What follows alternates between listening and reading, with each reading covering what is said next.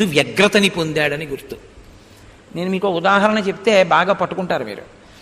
భగవాన్ రమణులు చిన్నతనంలో అరుణాచలం గుళ్ళోకి వెళ్ళారు. ఎందుకు వెళ్ళారో ఆయనకి తెలియదు. ఆయన వెళ్ళేటప్పటికి ఆశ్చర్యం ఏమిటంటే ఎవ్వరూ లేరు అంతరాలయంలో. ఆయన వెళ్ళి, అప్పా నువ్వు పిలిచావు, నేను వచ్చాను, కౌగిలించుకున్నారు. బయటికి వచ్చారు, యజ్ఞోపవీతం తీసి విసిరేశారు, ఉన్న డబ్బు అవతల పారేశారు, ఒంటి మీద బట్టలు తీసి విసిరేశారు. ఎవరో మంగళొచ్చాడు, శిరోముండనం చేసేసాడు, ఓ చోట కూర్చున్నారు.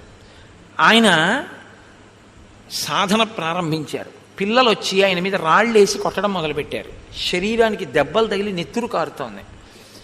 ఎవ్వరూ కనపడని చోటుకి వెళ్ళిపోదాం అనుకున్నారు. పాతాళలింగం అని ఉంది అరుణాచలం దేవాలయంలో. ఇప్పుడు చాలా బాగుంటుంది అనుకోండి.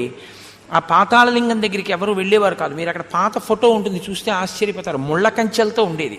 అసలు లోపలికి ఎవరు దిగేవారు కాదు. కాబట్టి అసలు అక్కడికి ఎవరు రారు. ఎవ్వరూ రారు కాబట్టి ఆయన ముళ్ళ కంచెల్లో దిగి ఆ పాతాళలింగం వెనక్కి వెళ్ళి కూర్చున్నారు. ఇప్పుడు మీరేమంటారు, నేనేమంటాను? అయ్యి బాబోయ్ అంటామా అనమా? ఆయనకి అది అమ్మయ్య. చూసారా, నా జోలికి ఇప్పుడు ఎవరు రాడు. వెళ్ళి ఆయన కూర్చుంటే తేళ్ళు, జెర్రిలు, మంట్రకప్పలు అన్నీ ఆయన తొడల కింద చేరాయి.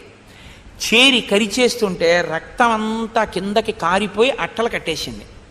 ఇవన్నీ కూడా చర్మం అంతా పోయి మాంసం ముద్దల కింద వేలాడిపోయింది. ఆయనకి అవేం తెలియవు. ఆయన అలాగే ఉన్నారంతే సమాధి స్థితిలో.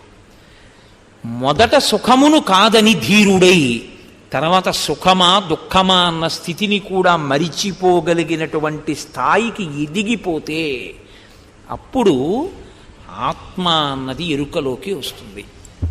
అంతటి సాధనా వ్యగ్రతలోకి వెళ్తున్నారు. ఇది పైకి కావ్యంలో అందంగా మాట్లాడవలసి వస్తే అథ వైఢూర్య వర్ణేషు శాద్వలేషు మహాబల ధీర శల్యకల్పేషు విచచార యథాసుఖం. ఆయన పచ్చిగడ్డి మీద అటూ ఇటూ తిరుగుతూ సుఖములను త్రోసిరాదని ఉన్నారు. ఇప్పుడు సతస్య గిరివర్యస్య తలే నగవరాయుతే తిష్టన్ కపివరస్తత్ర హృదే నాగ ఇవాబభౌ.